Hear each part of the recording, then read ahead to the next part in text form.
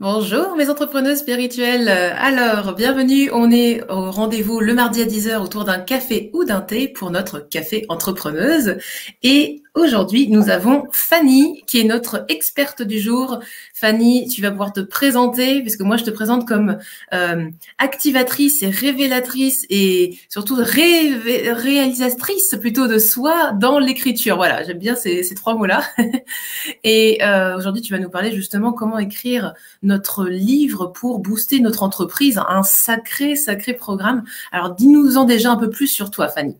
D'accord, ok. Bon, ça me va bien. Réalisatrice, révélatrice au travers du livre, ça me va tout à fait comme définition. Alors, donc, je m'appelle Fanny Folly, je suis psychologue et romancière. Donc, j'ai écrit 2 romans policiers et je publie mon 3e roman là, fin mars. Ah, génial! Ouais, Félicitations. merci. Et donc, mon boulot en ce moment, c'est d'accompagner les personnes, les entrepreneurs, à écrire le livre qu'ils n'auraient jamais pu écrire toutes seules, qu'elles n'auraient jamais pu écrire toutes seules, avec le sourire et avec leur cœur. Et pour être un petit peu différent de tous ces livres de comment j'ai réussi ou comment j'arrive à être plus fort que mon voisin, c'est vraiment des livres, moi je veux des livres vraiment de qualité et qui soient alignés avec le parcours des personnes et avec ce qu'elles sont. Voilà. Superbe. Parce qu'il y a des gens qui écrivent sur comment j'ai réussi mieux que mon voisin, c'est ça? Bon, au niveau des entrepreneurs, je trouve qu'il y a beaucoup de livres, on appelle ça des guides experts, où D'accord. on donne un petit peu, voilà, on témoigne de sa méthode, mais ça fait plus un petit peu recette de cuisine, moi je trouve, que vraiment livre témoignage sur ce qu'on a traversé ou sur ce qu'on a pu apprendre, pas forcément les épreuves, mais sur ce qu'on a pu apprendre de la vie. Moi, je trouve que c'est beaucoup plus riche un livre sur son propre parcours que sur sa recette de cuisine pour y arriver, quoi. Oui, carrément. Ok, super, génial. Go Véronique, bonjour à tous. N'hésitez pas à nous dire si vous nous entendez bien, tout ça. Mettez un petit commentaire. Qu'est-ce que vous voulez savoir sur l'écriture d'un livre? D'ailleurs, c'est facile d'écrire un livre parce que franchement, ça a l'air pas évident de coucher tout son âme sur un bouquin. Et puis un bouquin, oh là là, pour moi, ça me paraît juste énorme. Alors, il y a des phases qui sont très faciles, puis il y a des phases qui sont un petit peu plus difficiles. Ce qui est intéressant, moi, je trouve, c'est pour ça que j'aime bien réalisatrice, voilà, ce terme-là, parce que c'est vraiment se connecter à sa créativité. Et quand on se connecte à sa créativité, on a beaucoup, beaucoup, beaucoup de plaisir. Enfin, moi, je trouve. Moi, c'est ce qui m'a vraiment redonné de l'espoir et redonné l'envie de faire des choses. Parce que moi, je me suis mis à l'écriture, même si ça fait très longtemps que je suis dans le bain de l'écriture, de la lecture, etc. J'ai toujours aimé ça. Mais très vite, on m'a fait comprendre que, ben voilà, auteur, c'était un métier qui était réservé à des personnes, Oui, voilà, très une élite intelligentes. littéraire, tout ça. Exactement. Et puis en fait, en 2014, je suis tombée malade. J'étais une personne très très active, hein. J'avais un boulot en institution qui me prenait tout mon temps, 3 enfants, un chien, un mari, enfin plein de choses. Et je suis tombée malade. Et bon, je suis guérie aujourd'hui. C'était pas une maladie très grave, mais qui m'a rendue très fatiguée et beaucoup moins active. Et la seule chose que je pouvais faire, c'était taper sur mon clavier. Donc, j'ai fait plein de recherches sur Internet. J'ai commencé à écrire mon roman. Et en fait, voilà, j'ai sorti 3 romans pendant cette période-là quand même. Et ce qui m'a aidée, c'est que l'écriture m'a permis de sortir de ce statut de victime de femme malade, quoi. J'étais auteur. Donc voilà, j'avais cette possibilité d'être auteur. Donc ça m'a vraiment aidée. Et c'est pour ça qu'aujourd'hui, ben, j'ai à cœur d'aider les gens à révéler leur histoire, à vraiment pouvoir écrire leur livre pour changer aussi cet état de choses qui ne leur convient peut-être pas. Ou, voilà, parce que vraiment, écrire un livre, ça permet de changer les choses, ça permet de sauver des vies. En tout cas, moi, ça m'a sauvé la mienne. Donc c'est pour ça que je suis convaincue de Voilà. cet outil-là. Ça, c'est une histoire méga inspirante. Merci de nous la partager. Et donc, 3 livres dans une période où justement tu avais besoin de te retrouver. Waouh, Ouais. incroyable, incroyable. Mmh. Et comment ça t'est venu du coup de l'idée d'écrire bon, alors nous, c'est facile si tu nous parles de livres pour l'entrepreneuriat. J'espère que tu vas nous en dire un peu plus d'ailleurs. Mais toi, comment t'en es venu à trouver cette idée de faire des romans policiers, c'est ça? Ouais, alors là, les 2 premiers qui sont publiés, c'est des policiers. Et ensuite, c'est des thrillers psychologiques. C'est un peu plus. un peu plus torturés. Là, on voit le lien du coup, ouais, effectivement, avec le métier. Donc, c'est vraiment des thrillers psychologiques. C'est vraiment, moi, ce qui m'intéresse, c'est l'âme humaine. Donc, de savoir pourquoi les gens font les choses, qu'est-ce qui les pousse à faire des choses, etc. Et donc, c'est pour ça que je m'intéresse beaucoup à ça. Et de le côté un peu détective et tout ça. D'accord. Ouais, yes. Génial, génial. Et alors, tu nous disais dans ce que tu viens de présenter aujourd'hui, c'est pourquoi il ne faut pas attendre d'avoir réussi pour écrire un livre. Exactement. Ça, je pense que c'est une grosse question parce que finalement, à partir de quand on décide d'écrire un livre, même si on a 1 an, 2 ans d'expérience, est-ce qu'on peut écrire un livre? Comment ça se passe? Alors, justement, moi, je trouve que ce qui se passe quand on adhère à un programme ou quand on suit une méthode particulière ou quand on est inspiré par une personne et qu'elle fait un livre, je ne sais pas si ça te fait ça, toi, mais par exemple, quand tu as appris à conduire, tu aurais bien aimé qu'on t'explique exactement comment il fallait faire, à quel moment, etc. Et une fois que tu le sais, c'est devenu tellement automatique que tu as des difficultés à découper les étapes. Tu sais plus, tu sais que tu sais conduire. Quand on te demande comment tu fais pour conduire, ben, tu dis, ben, je mets la clé dans le contact et puis voilà, la voiture, elle démarre, quoi. C'est vrai, et en fait, il y a plein d'étapes, tu sais, pour arriver à ça. Sauf que c'est devenu tellement automatisé qu'on a du mal à retrouver ces étapes. Et moi, je trouve que quand on est en début d'activité, justement, là, toutes ces étapes, elles sont encore très, très fraîches. Elles sont très neuves encore pour nous. Et de ce fait-là, c'est beaucoup plus facile de transmettre quelque chose. D'ailleurs, la meilleure façon d'apprendre, on le sait, c'est de transmettre à un moment donné aux autres pour bien que ça s'intègre aussi en nous. Donc, alors moi, j'aimerais qu'on mette l'emphase là-dessus parce que je suis vraiment une avocate de la transmission. Hein, vous me connaissez, j'adore créer des formations, j'adore vous transmettre plein de choses et tout. Enseigner, c'est une façon extrêmement précieuse et magnifique de vous perfectionner et d'en apprendre plus sur votre métier. Parce qu'en tant qu'enseignant, parce que vous êtes dans le cœur forcément, donc vous voulez pas transmettre n'importe quoi, n'importe comment en général. Vous allez faire des recherches, vous allez aussi, du coup, comme dit Fanny, bien décomposer les étapes, montrer qu'il y a une certaine dextérité et puis d'un autre côté, on peut se laisser porter par le flot. L'enseignement, pour moi, c'est la phase ultime de toute pratique professionnelle. Donc, on sème la petite graine aussi à ce niveau-là. Vous pouvez aussi transmettre, enseigner, être formateur, formatrice. Yes. Donc, tu dis qu'on est bien frais là-dedans et donc, finalement, bah, on n'est jamais trop jeune. En fait. C'est plus facile. Voilà, exactement. Et en plus, ce que les gens cherchent enfin, si vous êtes connecté avec des personnes vraiment de cœur, vraiment au niveau de l'émotion, ce qu'elles cherchent, c'est pas tant à avoir une recette, justement, c'est plus à se connecter à votre parcours. Donc, qu'est-ce qui vous a amené à réussir? Qu'est-ce qui vous a amené là où vous en êtes aujourd'hui? Et aujourd'hui, les gens sont plus forcément dupes de il suffit de faire un truc. Ils savent bien qu'on est passé par un faisceau d'expériences et c'est ça qui les intéresse, en fait. Plus que étape 1, tu fais ça, étape 2, tu fais ça, étape 3, tu fais ça. Exactement, le côté méthode, on est toutes passées par là, même pour le développement d'activités. Hein, tu fais la méthode machin, la méthode truc, là tu te retrouves avec 10 000 méthodes, mais c'est qu'est-ce qui est toi?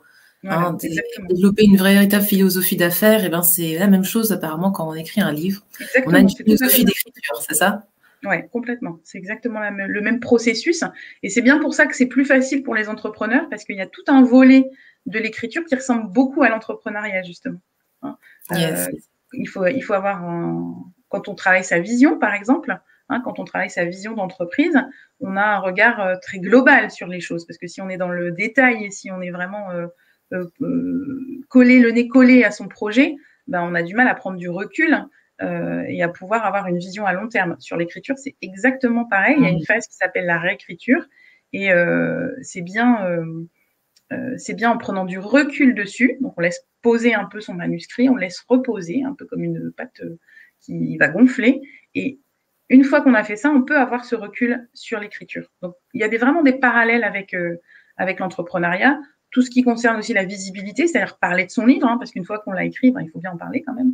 Donc, cette phase-là aussi, elle est très proche de l'entrepreneuriat. Tout à fait. Et ça, c'est quelque chose que tu enseignes d'ailleurs, la visibilité. Toi, ton projet là-dessus, on en parlera un petit peu plus tard, évidemment. Oh, on a quelqu'un qui dit, donc Audi, dans une autre période de ma vie, j'ai écrit des pièces de théâtre. Génial. Rien à voir, mais tout à voir, bien sûr que si, j'ai envie de dire. Attends, tout à fait. Le théâtre, finalement, c'est un reflet de ce que tu as envie de transmettre aux autres et peut-être la vie est un théâtre, non hein? On est dans la philosophie aujourd'hui. Exactement. Et du coup, j'ai le grand smile en vous écoutant. Ah, génial. Peut-être que ça peut vous inciter à ressortir des manuscrits du placard, les filles. Ouais, Génial. carrément. Ah, super. Écrire un livre fait partie de mes projets. Bon, bah, génial. Très bien. On est dans le cœur du sujet. Donc, finalement, on n'a pas besoin d'attendre d'avoir réussi pour écrire un livre et même être dans les premières étapes de votre activité, c'est peut-être le bon moment. Mais alors, du coup, tu nous disais effectivement, il y a une différence entre, peut-être, livre initiatique ou expert pour gagner en leadership et faire rayonner son business.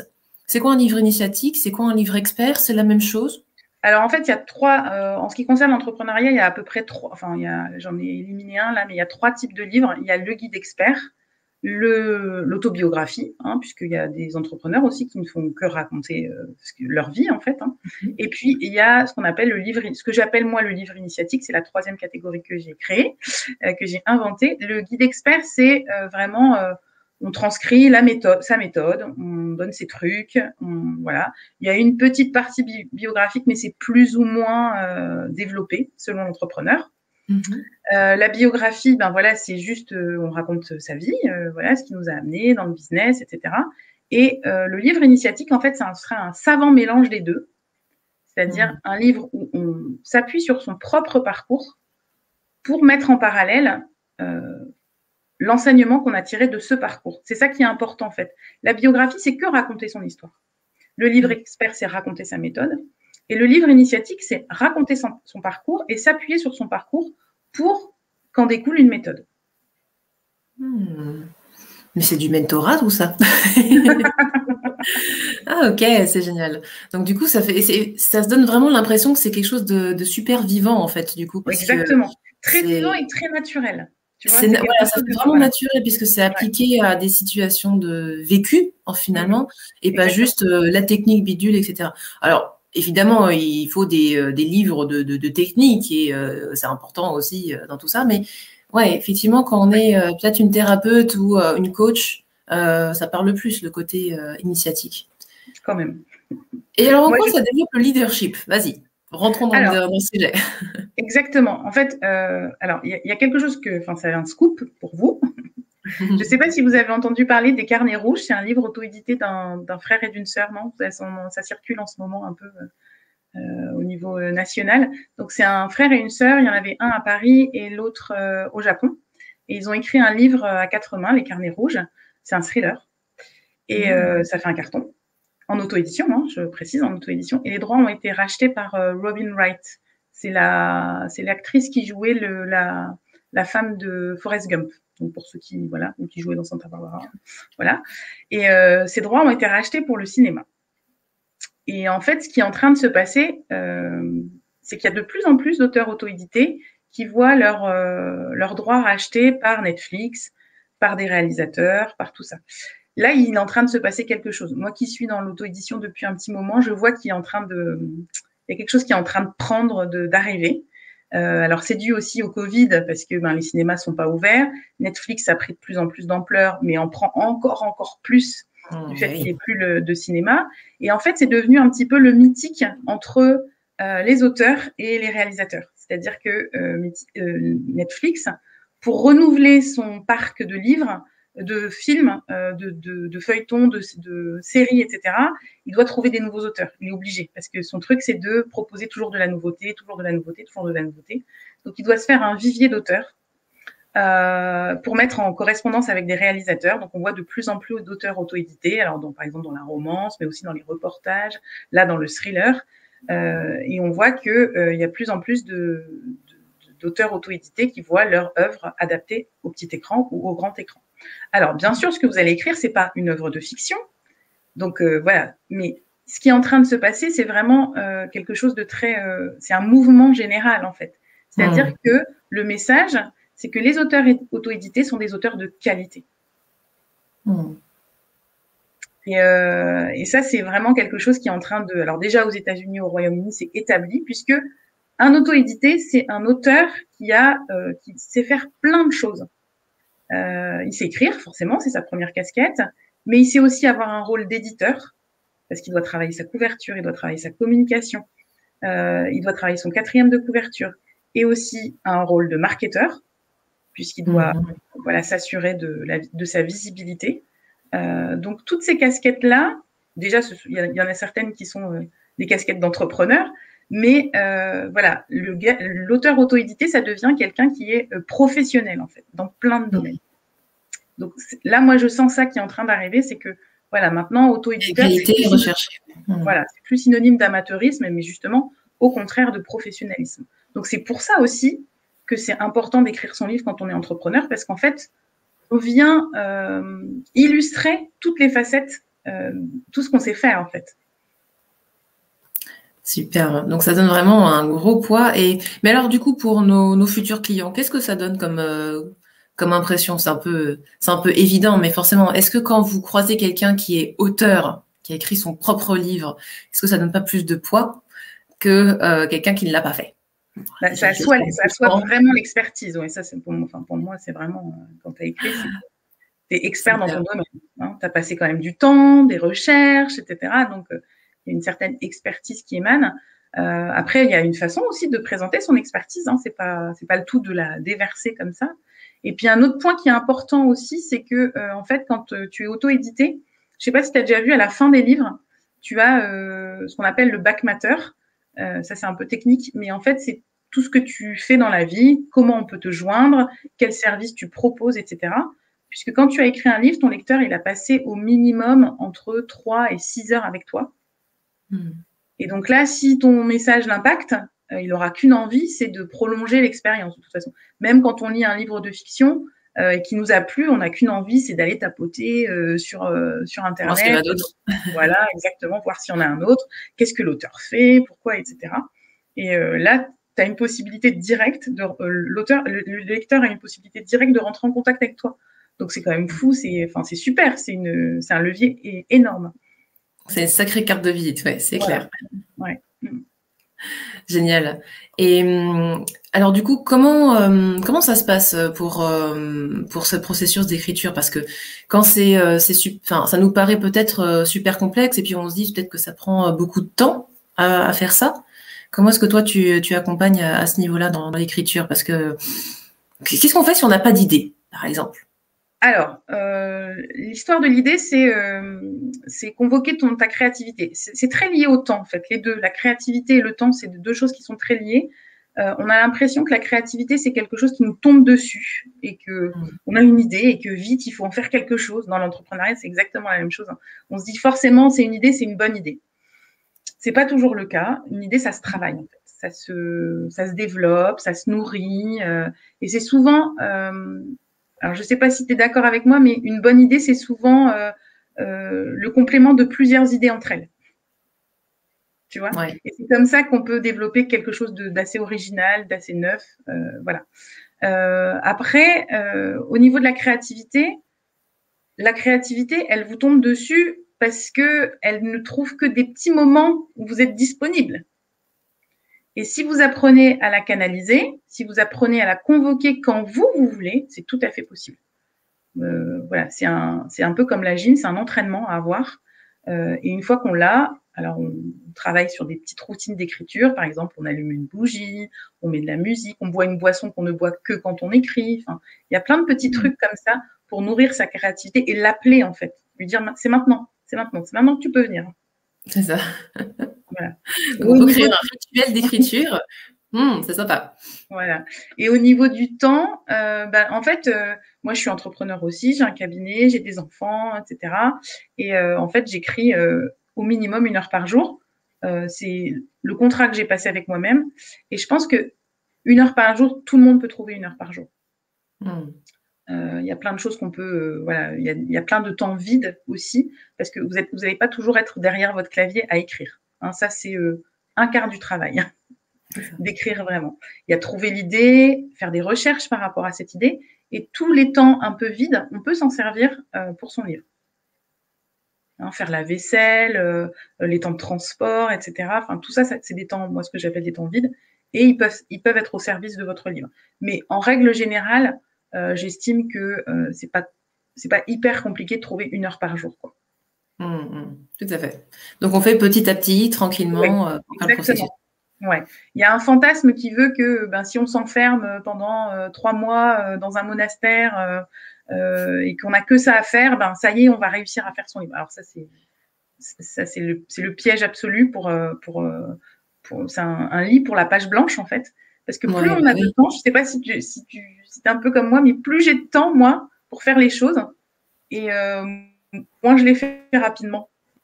Ben oui, parce que tu te dis, bon, allez, il y a tout ça, on va pouvoir faire une petite routine de mise en place, etc., etc., puis voir comment ça va se passer par là, par là, puis les jours passent, et puis, bon, qu'est-ce qui se passe? J'adore attaquer le problème ou le challenge de la procrastination. Venez me voir, on va travailler ça, j'adore le challenge. Donc, c'est pareil dans l'écriture. Et de toute façon, c'est pareil quand vous voulez écrire même vos posts ou vos communications, vos articles, hein, d'accord.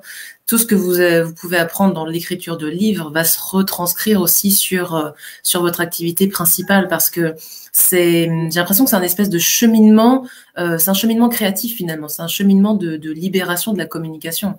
Tout à fait, un cheminement de libération de la créativité, et puis aussi ça amène de la cohérence en fait, parce qu'on travaille aussi énormément sur la structure. Et de ce fait-là, c'est comme si tu mettais... alors bien sûr, on a tous une assise, un squelette, même dans notre activité, mais on n'en a pas forcément conscience. Et là, c'est un peu comme quand tu fais des fouilles archéologiques, tu vois, tu es avec ton petit balai, et là, tu vois toute ta structure, et tu te dis, mais oui, c'est ça, en fait, et ça devient très cohérent. Donc même pour la communication sur les réseaux, etc., en fait, ta communication, quand tu écris un livre, elle devient simple, puisque tu as toute ta structure, et tu sais tous les points que tu veux aborder, en fait. Oui, donc en fait, on revient vraiment à l'essence, à l'essentiel de l'activité en même temps, quoi. C'est ça qui est intéressant. Ouais. Et souvent, c'est vrai que c'est super similaire au développement d'activité en général, parce que quand on cherche à passer un cap, on revient toujours à la base de ce que l'on veut, ce que l'on est déjà, et ce que l'on veut offrir, et du coup, quel est le lien entre tout ça. Alors, avec moi, on construit une offre de haute valeur transformationnelle, et toi, c'est un livre, et comme quoi tout est vraiment lié, quoi. Ouais.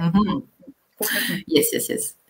Et tu voulais nous dire autre chose à propos de ce côté justement de rayonner, de s'autoriser. Parce que j'ai l'impression qu'il y a une question aussi de s'autoriser avec le livre. Est-ce qu'il y a d'autres domaines comme ça où tu vois avec tes clientes que il y a des zones de blocage avec l'écriture ou avec le fait de s'autoriser à produire son propre livre, peut-être? Ouais, souvent il y a un gros problème de légitimité, de qui je suis moi pour écrire un livre. En plus, c'est vrai qu'il y a une production de livres qui est énorme, mais ça montre bien que justement les gens en sont à des besoins un peu plus spirituels aussi. Hein, ils ont besoin de nourrir autre chose aujourd'hui. Donc c'est pour ça aussi qu'il y a cette production de livres qui est importante. Ce problème de légitimité, il y a une façon de le régler, c'est la technique. Parce que quand on connaît comment faire, il y a quelque chose qui se débloque. Hein, autant quand tu commences, tu te dis oula, c'est une montagne, c'est l'Himalaya, comment je vais faire pour gravir cette montagne? Et puis petit à petit, tu t'y mets et tu découvres les choses. Et quand tu t'y mets, alors je vais pas dire intensément, parce qu'une heure par jour, c'est pas si intense que ça. Le tout, c'est que pendant cette heure-là, ce soit efficace. En fait, tu apprends des techniques. Moi, j'apprends des techniques narratives qui vont permettre de montrer que ton livre, c'est un livre de qualité. En fait, moi, j'ai mis 8 ans à apprendre tout ça. Il y a des choses à faire, des choses à ne pas faire. On te dit pas forcément, parce que voilà, on garde un petit peu son jardin. Les recettes d'écriture. Voilà, on garde un petit peu. Et en fait, c'est ça qui va faire que ton livre est de qualité. Moi, je n'aide à écrire que des livres de qualité. Je peux pas faire autrement. Et en fait, quand tu as un livre de qualité entre les mains, alors au moment de la réécriture, c'est la même chose. Moi, j'ai un système de réécriture qui est inspiré d'une éditrice américaine qui est très jalonnée et qui rend la réécriture presque ludique, en fait, et qui te permet d'avoir un regard critique sur ton propre manuscrit. Parce que souvent, quand tu écris un manuscrit, c'est soit c'est de la merde, c'est nul, soit c'est la 7e merveille du monde. Et en fait, souvent, on oscille entre ces points-là et on est complètement perdu. Et en fait, ce qu'il faut, c'est avoir un vrai regard critique objectif sur son propre manuscrit. Et moi, cette méthode-là, elle aide beaucoup, en fait, de savoir les points forts, mais les points faibles aussi, et comment améliorer les choses. Et ça te permet d'avoir toute la légitimité nécessaire, quoi. Parce que quand on te dit, quand on te fait en critique en disant, oh, mais c'est formidable, c'est le meilleur livre que j'ai jamais lu, tu lui dis, oh là, oh là, oh là, on se calme. Hein. Je sais qu'il y a des choses bien, mais je sais qu'il y a des choses qui sont moins bien aussi. Et quand et puis après, tous les livres ne plaisent pas à tout le monde. Bon. Exactement. Et puis, quand on te dit, ce livre-là, je comprends pas, il m'est tombé des mains, tu peux dire, non, moi, j'ai d'autres personnes qui l'ont lu, qui ont trouvé que ça leur a été utile, etc. Ça permet de relativiser la critique et tu sais clairement le travail que tu as fourni, ce que tu as apporté, ce que tu as appris, et donc tu sais très bien situer ton livre aussi. Donc ça, ce problème de légitimité, voilà. C'est vrai qu'il n'y a rien de pire. Moi, j'ai beaucoup d'auteurs qui viennent me voir, qui ont écrit un livre et qui sont pas prêts à en parler parce qu'ils sont pas fiers, en fait. Ils ne savent pas, en fait. Donc tu peux prendre des personnes qui ont déjà écrit, donc ce côté, comme tu dis, manuscrit, livre déjà fait, pour remettre ce regard nouveau de réédition, comme tu dis, c'est ça, de réécriture. Ouais. Et donc repartir sur une base, sur des bonnes bases, quoi, en fait, finalement. Exactement, tout à fait. C'est ce qui fait que le livre... Ressortez vos manuscrits des placards, les filles. Ressortez vos manuscrits, je dis. Parce que de toute façon, après, tu peux déployer toute la stratégie marketing que tu veux. Dans le business, c'est pareil. Si ton projet à la base, il n'est pas bon, il ne se vendra pas. Voilà. Hein, donc, la première chose à faire, avant tout, c'est d'avoir un bon manuscrit.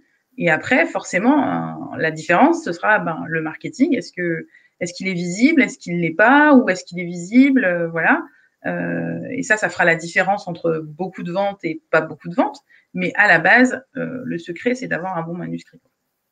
Et est-ce que, je pense que la réponse, c'est OK, mais est-ce qu'il y a des domaines, par exemple, d'écriture qui sont pas... Enfin, est-ce que tu arrives à nous rediriger si, par exemple, on a choisi un domaine d'écriture qui est pas vendeur ou où les gens ne sont pas prêts à acheter. Après, là, on est dans un domaine de développement personnel et spirituel. Donc, je pense qu'on est bien. Oui. On est large et tranquille. Mais est-ce que tu arrives à sentir les tendances à éviter, peut-être? Alors, il n'y a pas vraiment... Alors, ce qui est bien aussi dans l'auto-édition, contrairement à l'édition classique, c'est que il y a de tout. Il y en a pour tout le monde, en fait. Vous pouvez écrire... alors, moi, j'ai toujours cette petite anecdote qu'on se file entre auteurs. C'est qu'il y a une fille, une Anglaise, qui écrit des livres de pornographie avec des dinosaures. D'accord. Voilà. C'est spé. OK. Elle vend ses livres et elle vit de la vente de ses livres. Donc, c'est pour te dire que quoi que tu écrives, tu auras toujours quelqu'un pour te lire. Il y a toujours une niche, en fait. Et c'est l'avantage d'Internet et de l'auto-édition, c'est que ça matche forcément avec d'autres personnes qui pensent la même chose que toi, qui sont intéressées par les mêmes choses que toi. Ce qu'on n'a pas forcément en édition classique, parce que l'éditeur, il va te dire, non, tu ne corresponds pas au titre de ma collection, tu ne corresponds pas à ma ligne éditoriale et ça ne peut pas marcher. Et donc, tu vas devoir changer des trucs, tu vas devoir changer ça, parce que moi, sinon, je ne pourrais pas te vendre. Et là, dans l'auto-édition, en fait, tu peux toujours trouver des personnes qui seront intéressées parce qu'en fait, on est connecté à tellement de personnes que ce serait rare de ne pas trouver quelqu'un qui est intéressé par ce que tu fais. Et au contraire, plus ce que tu fais, c'est original et c'est toi, plus tu risques d'avoir un public et des lecteurs fidèles. Carrément. Et alors justement, moi, je me fais encore l'avocat du diable. Si on a l'impression de faire de la redite, genre en développement perso ou en spiritualité, on réinvente pas la poudre non plus, tu vois. Comment ça se passe dans ces cas-là? Alors justement, c'est l'avantage du livre initiatique puisqu'il est basé sur ton parcours. Et même si tu dis des choses qui ressemblent aux voisins ou qui ressemblent à ton mentor ou qui ressemblent à des choses que tu as déjà entendues, rien que le fait qu'il y ait ton parcours dedans, ça le rend complètement original parce que bien sûr, tu as vécu des épreuves, bien sûr, tu as vécu des expériences, mais ce sera forcément pas celle du voisin, ce sera forcément pas celle de celui qui a écrit sur le même sujet que toi. Et c'est tout l'intérêt là du livre initiatique par rapport au livre expert, tu vois.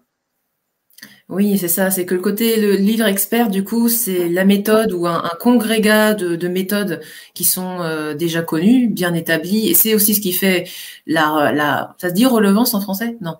la signification, bon bref, le fait que ça soit logique, que de lire un livre avec des méthodes éprouvées.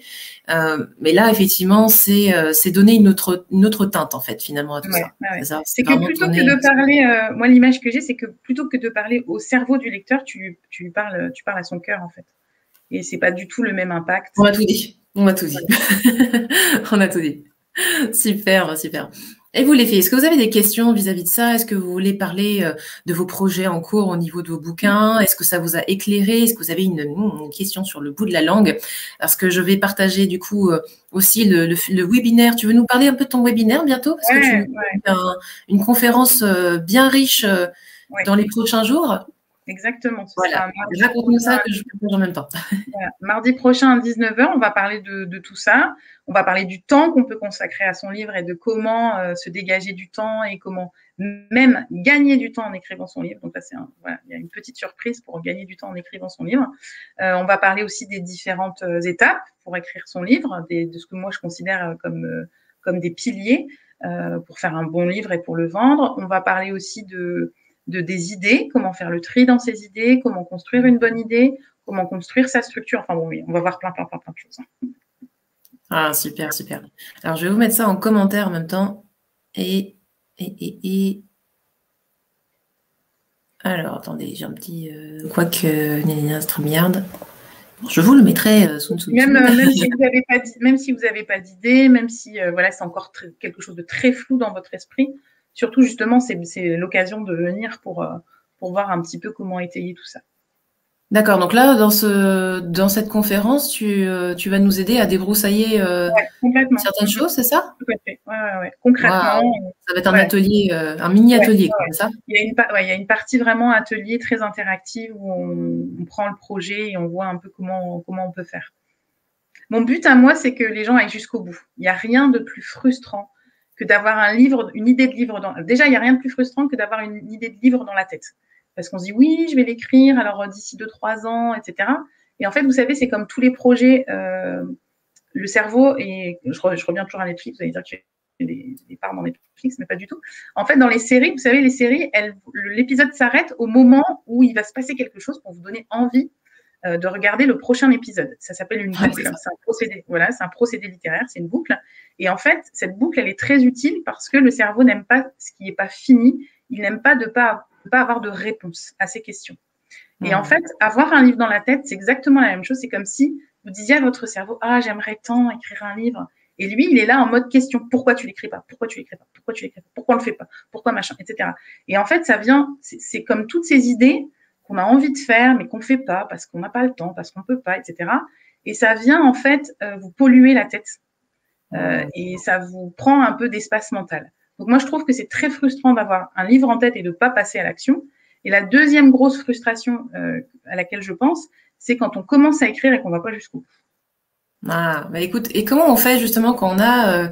attends, il y a quelqu'un qui dit, j'ai plusieurs livres qui sont en cours d'écriture pour le moment. Est-ce que tu aides à faire le tri, à faire notre choix?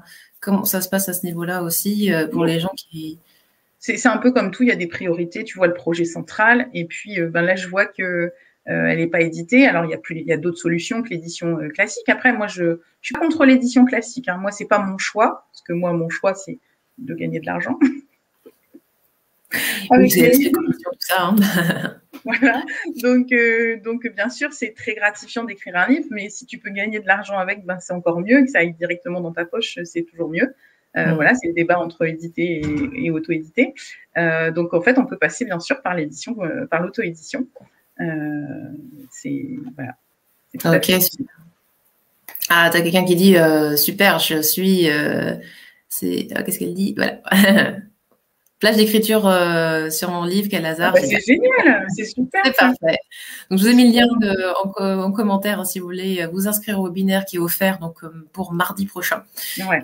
C'est à 19h, tu m'as dit, c'est ça? 19h, oui, tout à fait. 19h en ligne, heure française, évidemment. Yes. Ouais. Ah, il y a quelqu'un qui dit c'est intéressant le lien entre la promotion d'entrepreneur et la promotion d'un livre. Alors, il y a juste, c'est très ressemblant. Hein, c'est vraiment, voilà, c'est pour ça que vous gagnez du temps sur plein de postes à avoir parce que le désavantage de l'auto-édité, c'est qu'il fait tout seul. Donc, il a plusieurs cordes à son arc, mais n'empêche qu'il doit se professionnaliser dans plein de domaines ou alors prendre des gens professionnels dans ces domaines-là où il n'est pas bon. Mais en tout cas, il doit apprendre parce que même quand tu délègues, si tu ne sais pas comment ça se passe, c'est là que tu te fais rouler et que… Voilà. Donc, il y a juste une petite différence, c'est que en tant qu'auteur, tu vas pas… Alors, bien sûr, c'est la même base de communication, mais il y a des petites différences entre auteur et entrepreneur. Auteur, c'est quelqu'un qui veut diffuser son message au monde. Hein, donc, il y a juste un petit décalage. Il faut juste s'ajuster un tout petit peu.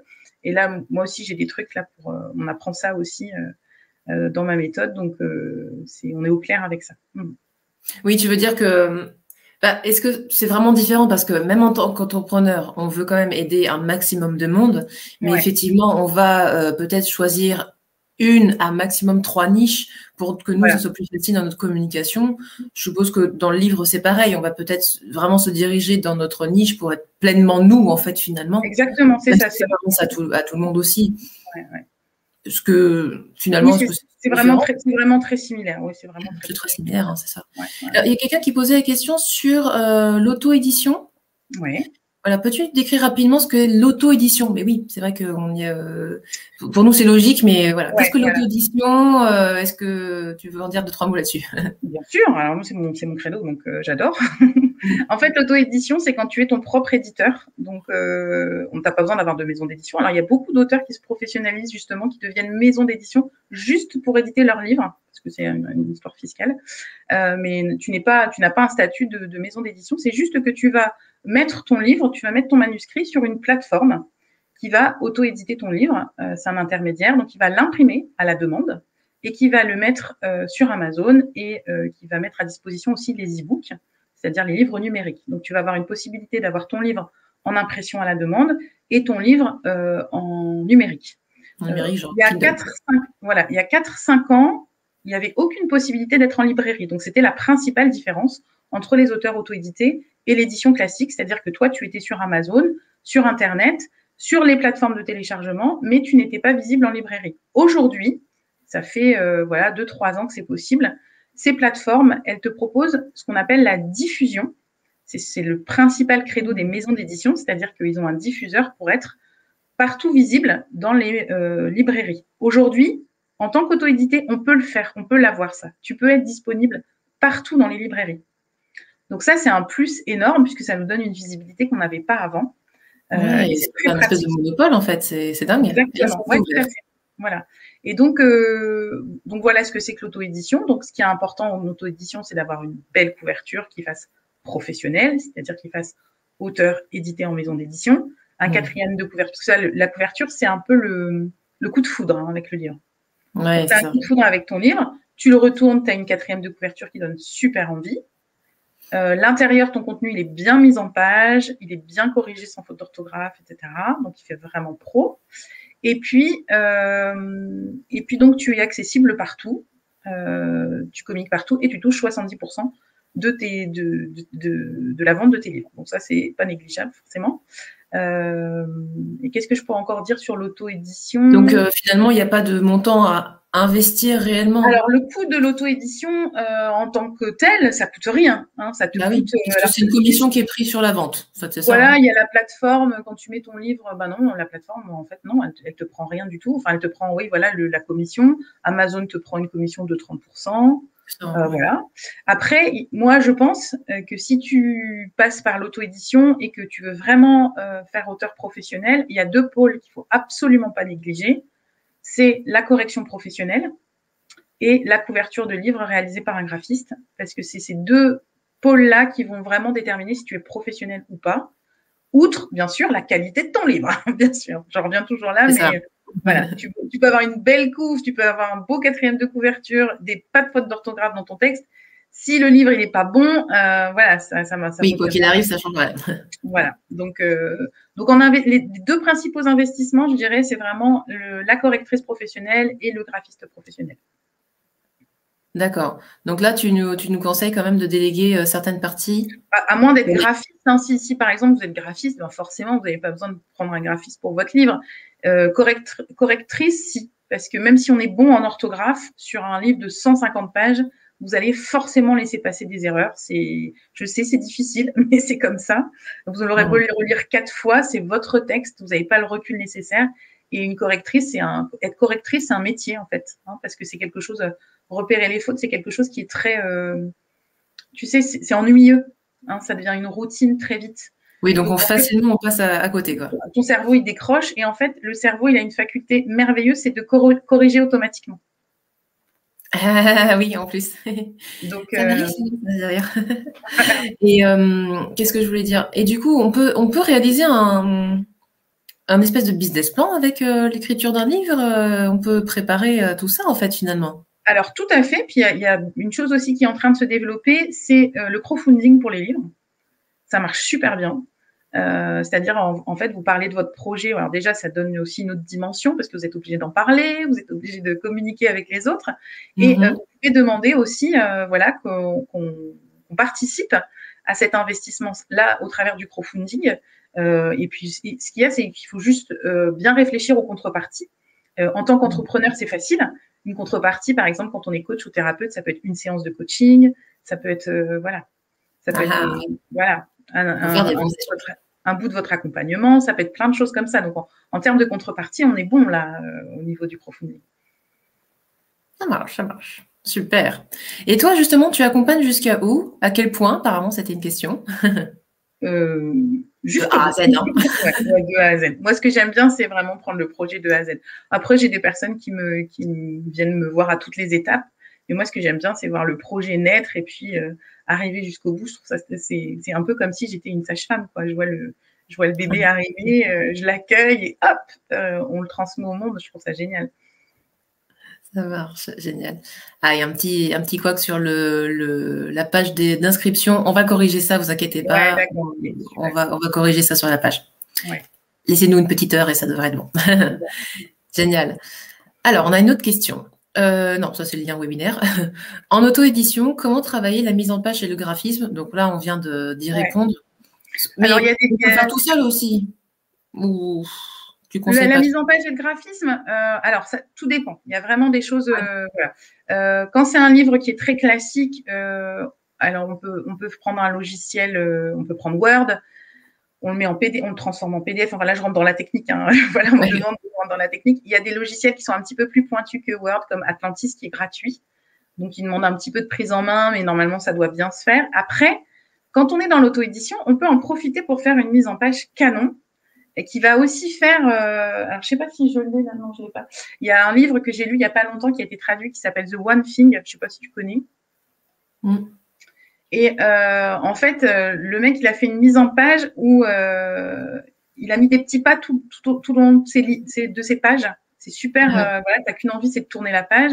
Il a mis de l'écriture aussi manuscrite pour voilà transmettre autre chose. Il a surligné des passages comme si c'était toi qui avais surligné le passage. Ah ouais, exactement. Et ça donne une autre dimension au livre. Et quand on est auto-édité, on peut s'amuser à faire tout ça. Alors, si vous maîtrisez des logiciels comme InDesign, ben voilà, c'est super, vous pouvez le faire. Sinon, il y a des graphistes qui sont spécialisés dans la mise en page. Si vous voulez rester très sobre, Atlantis, c'est gratuit. C'est un logiciel gratuit, donc vous pouvez faire votre mise en page. En fait, c'est des logiciels qui permettent, il y a des petits aspects techniques qui sont très pointus et pendant lesquels on peut perdre beaucoup de temps. En fait, on peut mettre des métadonnées sur son livre. Alors, les métadonnées, c'est des renseignements sur le livre qu'on peut ajouter à son fichier et qui permettent de mieux retrouver le livre. Atlantis permet ça, Word ne le permet pas. Moi, j'utilise un logiciel Vellum qui est disponible que sur Mac et qui fait des mises en page, mais elles sont trop belles et ça prend pas de temps. Voilà. Mais sinon, voilà, hein, votre Word en PDF, ça prend un peu plus de temps. Il faut être un petit peu plus, voilà. En fait, le problème avec Word, c'est que quand vous le transformez en PDF, il y a des petits décalages. Voilà. Donc, ouais, j'ai remarqué ça. Voilà. Donc, moi, je recommande, quand on est dans le gratuit, je recommande Atlantis. Super. Comme ça, vous avez tout de suite un bon plan. OK. Yes. Donc, Fanny, elle accompagne vraiment de l'idée, du positionnement à la structure, à la libération de la créativité, au plan, à l'organisation aussi de faire ça, Toi, d'ailleurs, tu as un plan pour 9 mois, pour accoucher de son livre en 9 mois et le publier à 9 mois. Hein. C'est vraiment de A à Z. Hein. Tout à fait. Ouais, complètement. Publier pour de promotionner tout le marketing. Et même le laisser reposer un peu. Donc, on a le temps. On prend le temps de le laisser. Dans les 9 mois, c'est toute la maturation jusqu'au produit fini et à la promotion du livre. C'est-à-dire que là, en 2021, si je vous accompagne, vous aurez publié votre livre. Ça, c'est une promesse. J'adore. Génial. Superbe, superbe. Bon, donc on va corriger le petit lien d'inscription. Ce sera rectifié dans l'heure. Vous allez pouvoir rejoindre Fanny dès mardi prochain. Si vous voulez la contacter dès maintenant, je vais aussi mettre sa page Facebook. Si vous voulez la contacter, envoyez-lui un message direct ou par email. Tu veux qu'on laisse ton email aussi, tes coordonnées, etc. On va vous écrire tout ça en dessous comme ça. J'ai même des questions par rapport à vos projets. Moi, j'adore parler des livres. Donc, c'est ça, un petit appel clarté sur votre projet pour décomposer, voir comment vous pouvez faire. Surtout que toi, tu proposes des accompagnements one-one. Est-ce que tu proposes des formations, en fait? Des formations en ligne, formations pour écrire son livre? Exactement, j'ai une formation qui s'appelle Écris ton waouh. Ouais, j'adore. C'est partout le waouh. Voilà, exactement. Allez voir sa page, le waouh. Qu'est-ce que c'est que le waouh? Voilà, qu'est-ce que c'est que le waouh? C'est un bel acronyme qui me tient à cœur. Et cette formation, elle est hyper complète. Et ce sur quoi je veux insister, c'est vraiment que c'est aussi un cheminement personnel, l'écriture. Hein, c'est vraiment, même si on a beaucoup travaillé sur soi, parce que quand on est dans le développement personnel, quand on est coach, on a forcément entrepreneur aussi. On a forcément beaucoup travaillé sur soi, mais le livre, c'est un peu comme une révélation. C'est comme si ça venait mettre de l'ordre dans tout le travail qu'on a fait. Et moi, je trouve ça formidable quand même de s'offrir ça. Bien sûr, il va y avoir le livre, c'est important, mais il va aussi y avoir ce cheminement qu'on fait au travers. C'est un peu comme si on visitait les salles d'un musée, tu vois, et qu'on revisitait un peu son histoire. C'est ça, c'est ça. Génial, génial, génial. Donc, vous avez de quoi vous amuser. Yes. Donc, on mettra tous les liens en commentaire si vous voulez commencer dès maintenant à faire votre projet pour accoucher de ce livre dès la fin de l'année ou l'année prochaine, selon le timing. Génial. Est-ce que vous avez d'autres questions, les filles, avant qu'on clore tout ça? J'espère que ce café entrepreneuse vous a plu. Tous les mardis à 10h sur le groupe, nous avons rendez-vous soit pour développer un sujet spiritualité en business, marketing, tout ça, avec des experts ou avec votre humble hôtesse. Donc, n'hésitez pas à venir tous les mardis afficher toutes les notifications du groupe pour ne rien rater et rencontrer des profils inspirants de femmes et d'hommes, de messieurs qui ont vraiment cette vision de la faire par le cœur. Et vous avez vu, on n'est que là-dedans de toute façon.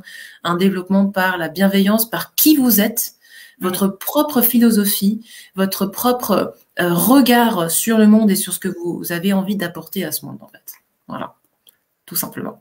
Ouais, j'ai l'impression qu'elles sont toutes excitées. Tu vas voir des adeptes pour ton webinaire. Mettez-nous un petit like, mettez un petit cœur à Fanny quand même pour lui dire que vous avez liké ce sujet. Voilà, c'était là aussi pour ce beau message et cette vocation de cœur finalement qu'elle apporte à tout le monde.